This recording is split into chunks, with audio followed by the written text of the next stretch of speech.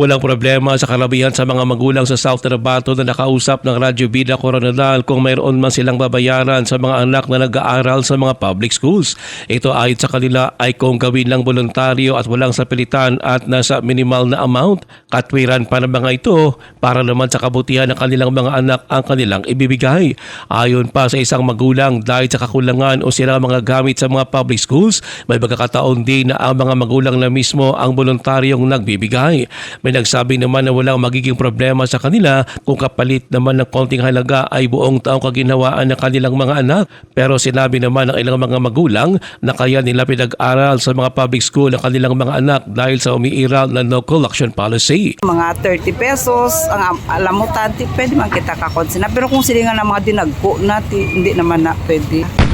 Nagkita mga publika na nagkatuwid sa gobyerno para why not bayradan, wala na alamutan.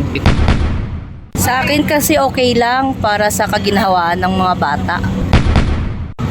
Okay, ti gobyerno nagkita mga publika na nagkatuwid sa gobyerno para why not bayradan, wala na alamutan. Isupong ano lang gyapon hindi na pwede.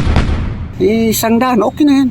Wag naman yung masyado na malaki kasi yung parents na iba yan, hindi man lahat-lahat may kaya. Ang tinig ng ilang mga taga South Cotabato.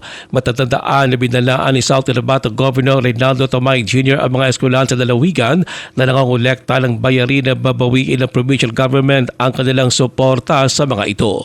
Ruel Osano, NDBC, Bida Balita.